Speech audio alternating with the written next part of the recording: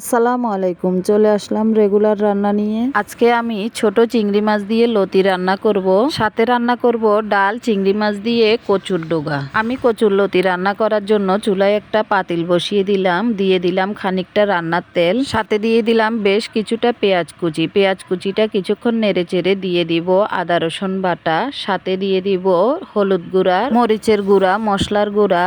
কিছুক্ষণ নাড়াচাড়া করে তেলের মধ্যে দিয়ে দিব আমি চিংড়ি মাছগুলা। তারপর কিছুটা পানি দিয়ে আমি মশলাটা কষিয়ে নিব, আরও দিয়ে দিব পরিমাণ মতো লবণ। আমার মশলাটা একদম কষানো হয়ে গিয়েছে। এখন আমি পরিষ্কার করে ধুয়ে রাখা লতিগুলা দিয়ে দিব। এখন আমি মশলার সাথে লতিগুলা ভালো করে মিক্স করে নিব। আমি লতিগুলা কিছুক্ষণ কষিয়ে নিব। অন্য পাশে চুলায় আমি একটা পাতিল বসিয়ে দিব কচুর ডোগাগুলা রান্না করার জন্য। দিয়ে দিব পরিমাণ মতো তেল, পেঁয়াজ কুচিগুলা নেড়ে ছেড়ে আমি আদা রসুন বাটা দিয়ে দিব।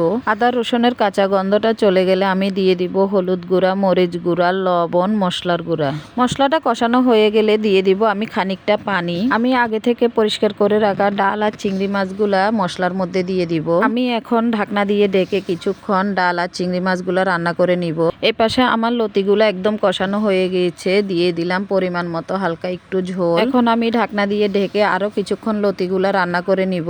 আমার ডালটা প্রায় সিদ্ধ হয়ে এসেছে। এখন আমি কচুর ডোগাগুলা দিয়ে কিছুক্ষণ ঢাকনা দিয়ে ঢেকে রান্না করে নিব।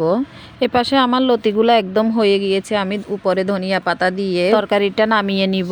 আর কচুর ডোগাগুলাও আমার সিদ্ধ হয়ে গিয়েছে। এখন আমি বাগার দিয়ে দিব। আমি তেল আর বেশ খানিকটা রসুন কুচি দিয়ে আমি তরকারিটা বাগার দিয়ে দিয়েছি। আমি কিছুটা ধনিয়া পাতা কুচি দিয়ে আমি তরকারিটা নামিয়ে নিলাম। আমার আজকে দুটোই কচুর তরকারি দেখতে খুব সুন্দর হয়েছে। তরকারিটা খেতেও খুব টেস্টি হয়েছে। আপনারা চাইলে এটাতে লেবুর রস ইউজ করতে পারেন। দেখেন আমার তরকারি দুটোটারই কালার খুবই সুন্দর এসেছে। আমার ভিডিওটা ভালো লেগে থাকলে লাইক, কমেন্ট, শেয়ার করে দিবেন। আজকে এই পর্যন্ত এখানেই শেষ করলাম। আল্লাহ হাফেজ।